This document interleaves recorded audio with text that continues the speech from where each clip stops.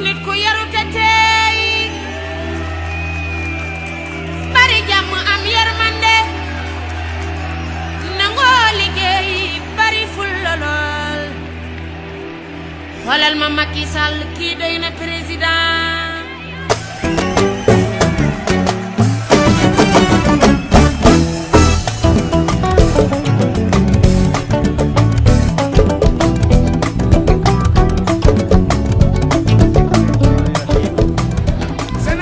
mbokki Karang damay tàmbale di nuyu ñi nga xamante ne ñooy suñu kilifa yu màgg a màgg yi nga xamante ne teew nañ ci bés bi gannaaw loolu may nuyu ki nga xamante ne mooy président conseil départemental ànd ak délégation bu am maanaa bu am njëriñ bu mën a wax lu am njëriñ ci délégation bi nag ràññe nañ ci ay kàngam moom président conseil départemental ci boppam bu leen ko gis mu taxaw ni woyofal boppam am na lu ko yàlla dënk am na lu yàlla def ci moom waaye doxewu ko waxewu ko parce que nag dalal na ma waxtaan na ak moom bi ñu waxtaanee am na li ma ko wax sama kilifa la avant politique di ñu boole bi ma dalalee mu nekk nit ki ma doy ginnaaw moom aussi am na ñu nekk ci délégation ku mel ni maire Djilor kooku muy monsieur Lassana Sano ñu ngi xamante Facebook comme ni mu ko waxee si ay publication yi ma doon def contre pouvoir bi nga xamante ne moo fi nekk ci jafe-jafe yi nga xamante ne moom la suñu département di dund moom la Karang di dund si lañ jaar xamante di waxtaan di naxante ba tey yàlla def li muy def nii maa ngi ko naan élection yi passé xam naa leen xam ngeen ma même bu fekkente ne da ngeen di bañ parce que département bu Foundiougne waxuma leen Karang suñu coalition moo jël deuxième Macky Sall dong moo ñu jiite te ñoom xam nañ li tax ñu jiitu ñu Macky Sall la bu doon ñu nag ñoom kese la dina doon demee neneen ñun ñoo nekk première génération bi ubbi CEM Toubacouta mu nekk CEM bu njëkk ci ñoom Mbato kon ku génnee ci CEM boobu noonu war nga fexe nga doon référence pour ndaw yi nga xamante ne nii ñooy màggee ñoom Mbato parce que CEM boobu nag amul CEM bu ko fi mag ñu jóge CEM bu Toubacouta yàlla yóbbu ma CEM bu Sokone ma def fa 3 ans fa la amee sama BFM dem lycée Malick Sy bu Thiès dem fa 3 ans am sama bac dem université Cheikh Anta Diop bu Dakar def fa 4 ans am sama maîtrise yàlla mi dara tëwul bi ma amee sama maîtrise mu may ma bourse étrangère ma dem Russie def fa 6 ans am sama master 1 sama master 2 ak sama doctorat ma ñib si avant may ñëw ñu lancé mouvement Benno Defar Karang waaye nag ba may nekk Russie yàlla def na président de la république biñ ko daxee assemblée nationale 2008 si laa ko topp di ko jàppale boobu yaakaarul woon ne dina falu ñu koy xeexal boobu ñu ngi àll yàlla def ma ñib si fi fekk fi maire bi comme ni mu ko seedee muy monsieur Diogine Gomis jamono boobu da doon wut may wut ñu xaritoo muy ñëw sama kër may dem këram ñuy waxtaan comme ay mag ak rak ñu dem ba à un certain moment bu waxee lépp li tax maag moom mujj ñoo ànd problème de liste la ba pare tegaloon naa ko ci ne am na loo xamante ne nanguwuma ko ci liste bi bu fekkente ne loolu la mën nga maa jëggal si la ma ne mën naa laa jëggal mu dem ma dem biñ demee ma am 3 conseillers Cheikh Tidiane Gadio mi ma nekkaloon juróom-ñeent carte la fi amoon bi ma ñëwee doonoon xale bu ndaw mosuma def politique engagé wu ak ña ko gëm ñu am 259 voix te Cheikh Tidiane Gadio ku ci nekk xam na ne nekkoon na fi ministre bu ñëwee fii tële fi benn résultat bi c'est parce que waa Karang ñoo ngi doon xaar ki nga xamante ne moom lañ njaboote muy man mii ak ña nga xamante ne ñoo ma doon jàppale doon yeewoo Karang ñu jox ma li nga xamante ne mooy sama cër ma am 3 conseils municipaux ñu jóge ci loolu parce que suñu combat nag duñ ko nëbb ay opposants lañu woon dañoo assumer suñu position jóge fa dem référendum yàlla def non bi Karang fii encore ci région bu Fatick la ëppoon doole ñu jóge ci loolu dem élection législative Moustapha Guèye muy Petit Guèye bu Sokone bu ma ko bàyyiwutoon mu doon candidat ci département bu Foundiougne du doon candidat ci département bi ci liste nationale la doon dem dañ ma ne woon ma tànn maag moom kenn dem liste kii nationale kenn dem liste départementale Bigué Ba maag moom ñoo nekkoon département russe ma proposé Bigué ne leen nañ bàyyi Petit Guèye mu dem ñu jàppale ko mu nekk candidat ñu nekkoon di liggéey ak moom def na choix am fan yi ànduma ci nanguwuma ko waaye comprendre naa ko ba muy teel parce que jabaram bi muy nekk député assemblée nationale ki nga xamante ne nii mooy Idrissa Seck ci listam la jàllee kon nag bu ñu toogee tey lam ñu doon nëbb jamono di dox ba jabaram nekkatul député mu wëlbateeku dellu foofu noonu lépp feeñ na may attirer attention population bu Ñombaato di attirer attention population bu Karang maire boo ko bëggee doon da nga war a doon responsable un responsable politique boo ko bëggee doon la nga gëm dee ko wax mais li askan bi gëm aussi dee ko wax mais dëkk ci la nga xamante ne moom nga gëm rek di fàttali askan bi gëm bokkuma ci leader politique yooyu noonu may sa maye koor nag amuñu fayam parce que man dama ko waxee woon laa koy waxaat première dame pepp ceeb moo gën a tuuti ñaanu ma ko dañoo toog génn may sa maye koor woo ma mu ne ma ñu ngi lay envoyé appui si la ñu envoyé 5 tonnes ceeb muy 100 saako ceeb ñu jël ko tasaare ko ci dëkk bi bu ñu neexoon def ni ñenn ñi yemale ko Dakar mbala Kaolack borom camion bi la ñuy waxal kenn du ko xam xaalis bi ñu jël ko damm suñu poos parce que weer bu nekk dañuy jënd ceeb mënoon na am fu mu ñu féete waaye comme que askan bi lañ fi nekkal te fii am na loo xam ne boo koy def day yàgg rek mais tôt ou tard dina feeñ. donc président de la république bi mu jógee ci loolu kii nga xamante ne mooy premier ministre semaine bi passé la ma recevoir DG Birame Faye kii moom moo yombal sama jokkoo ak président de la république ak première dame DG Birame Faye moo yombal dalal bi ma premier ministre dalal bi ma waxtaanee ak premier ministre am na lu ma gëmloo mais nag am na loo xam ne mën nga ko wax ci biti am na loo xam ne mënoo ko wax ci biti li wóor ba leer mooy président de la république ràññee na mouvement Benno Defar Karang parce que moo ko waxal boppam ci téere bi mu bind le Sénégal au cœur kon Karang est au cœur la coalition Benno Bokk Yaakaar est au cœur de la politique bi nga xamante ne moom la chef de l'État di mener au niveau du Sénégal et particulièrement dans notre département kon kooku bu ma woowee tey ci bu ñuy wax ci wàllu politique kan moo ko gën a kawe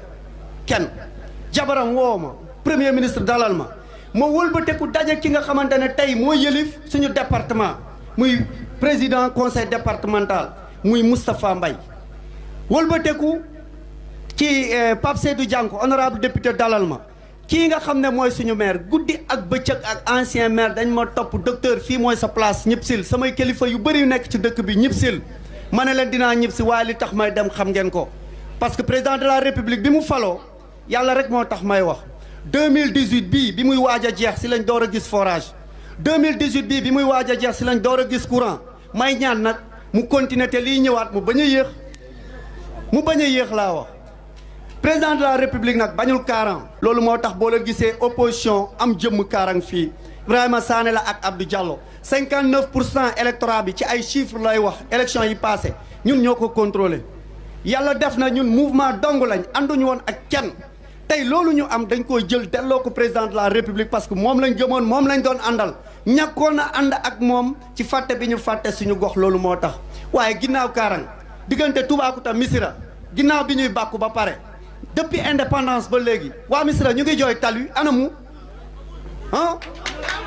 suñu département dafa am ay jafe-jafe il faut que ñu nangu ñu wax ko parce que tey bu ñu ne maire population bee ko tax a falu li tax population bi fal ko jafe-jafeem bu ñu ne président conseil départemental population département moo tax mu falu kon ci gàttal li ñu war a mën a wax yëpp bëri na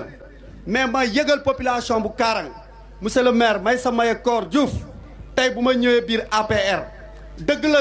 am na looñ ci waxtaan lu bëri am na loo leen ci def lu bëri mais Meissa Mayakor Diouf mii ak DG Birame Faye ñoom dañ ci nekk ñoo xamante ne dañ cee tuutiwul président conseil départemental kii di Lassana Sano maire bu Djilor Amadou Debe invité na ma fii final bu ñu ko tuddee woon vraiment ñi aussi jàpp nañ ci ni ñu mënee ci wax def nañ le tout pour ma delsi kon nag bu ma delsee tey ginnaaw bi ma santee yàlla ba noppi yéen ñëpp dama leen di sant gërëm leen di leen ne fekk si naa leen ci li ngeen ma woo ma leen di ñaan bés bu ma soxlaa la ma leen di woo ngeen fekk si ma si wax ji loolu la tey yéen a woote ñëw na bu subaa ñun ñooy woote may leeral nag am na ku ko fi wax le mot a été lâché le temps est fort et très crucial c'est le moment de l'unité ici et maintenant ku ci gëmul loolu yaa ngi tardel sa bopp di tardel coalition Benno Bokk Yaakaar donc coalition Benno Bokk Yaakaar fii ci département bu Foundiougne yaakaar naa ne suñu stratégie lenn la Karang fii nañu bàyyi monsieur le maire ma wax ko ci kanamu président conseil départemental ña nga xam ne ñu ngi APR ba pare ñu leen di seeti ji ku seeti ji militant APR actuellement liggéeyaloo président de la république la ngay def sa bopp ngay liggéeyal nañ ko arrêté opposition bi la ñuy seeti ña nekk ci opposition bi ñu jël leen ñu indi leen mais mënuma gëm man docteur ma ñëw di seeti nitu Gomis ne ko kay ànd ak man ñu jàppale président alors que moom mu ngi jàppale président façon politique boobu dafa war a dàkk bu fekkente ne bëgguñ nax président de la république ñëw naa dama bëgg ñu dox ci loolu nañ dem ci opposition bi pare naa guddi ak bëccëg ànd ak yéen ci opposants yi dem ci opposants yi décrocher seen militants yi ñëw renforcer président de la république fii ci Karang fii ci département bi ngir taxawaay ak jëmmal bi nga xamante ne nii président conseil départemental ak délégation def nañ ko si suñu bésu tey bii ginnaaw loolu noonu nag ay kaddu ndënkaane la ak yóbbante Karang dëgg la président de la république am na lu mu fi defagum tàmbali nañ am forage tàmbali nañ am courant mais loolu moo tax ma del si loolu laa doon xeex su tàmbalee ñëw ma taxawaat ci mbedd mi di xeex la may wax ña ma gëmoon te loolu taxoon ñu gëm ma dootuñ ma gëm dootuñ ma topp ñib si naa parce que Karang commencé na am deuxième forage ñib si naa parce que Karang tàmbali na am courant waaye nag yóbbante bi mooy li fi nekk doyul courant bi monsieur le maire wax na ko dina ñëw mais dañu bëgg ngeen mettre la pression courant bi teel a ñëw parce que nag wax dëgg neex yàlla suñu jiitu lépp yaakaar moom moo ñu fi bàyyi nit yi bu ñu yaakaarutoon duñ topp suñ ginnaaw kon la nga xamante ne mooy seen i mbëbët nañu jéem a taxaw ñu dox si enfin je voudrais véritablement terminer mon allocution d'aujourd'hui pour dire officiellement à qui veut l'entendre que dorénavant Docteur Abdourahmane Diallo, au nom du mouvement Benno Defar Karang, a décidé, suivant une décision du bureau politique, de retrouver le candidat M. Macky Sall pour contribuer à sa réélection dès le premier tour, le 24 février 2019. Le mouvement Benno Defar Karang, ensemble avec la coalition Benno Bokk Yakaar de Karang, s'engage à apporter toute sa contribution pour faire véritablement de Karang l'une des premières communes au sortir des résultats à la soirée du 24 février 2019. Donc, l'objectif, je dis bien, l'objectif, c'est d'atteindre un taux maximal de 90%.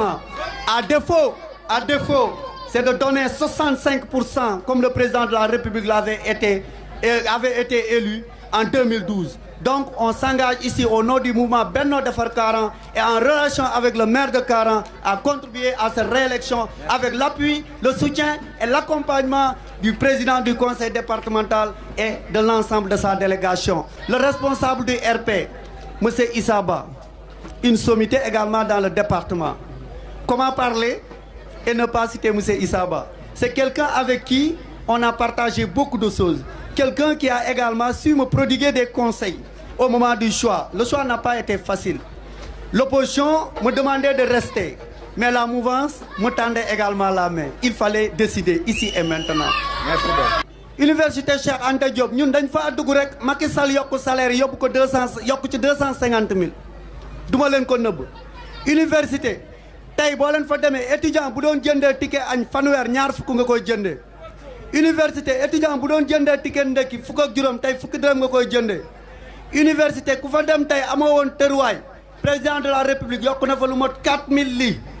Université boo fa demee tey président de la république boo nekkee enseignant ba nga dem retraite sa weer bu mujj la nga feeku 85% moom lañ lay fay président de la république loolu la def fee nga xamante ne mooy ci université yu Sénégal yi.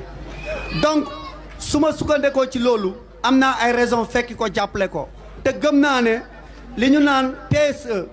le plan Sénégal émergent c'est une vision. Le président de la République, ce qu'il dit à travers le plan Sénégal émergent, c'est qu'à l'issue de 2035, que le Sénégal puisse être un pays émergent avec un état de droit, mais aussi avec la solidarité. Ci biir plan Sénégal émergent mu am nag lu ñuy tuddee ay programme lu mel ni PUDC lu mel ni PUMA lu mel ni programme Promoville waaye nag monsieur le maire ak président conseil départemental PUDC wëyi neex nañu lool waaye réalisation yi ñu ngi koy xaar kon ci gàttal encore une fois maa ngi leen di sant di leen gërëm président conseil départemental monsieur le maire bëgg nañ salle de conférence bëgg nañ esplanade pour artistes yi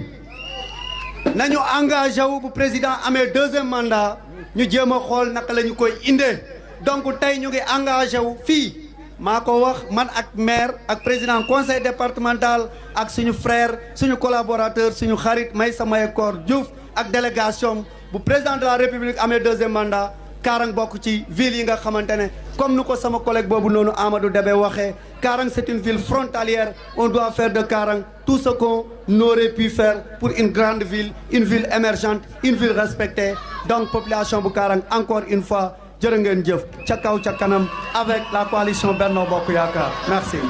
Merci monsieur le ministre. Merci.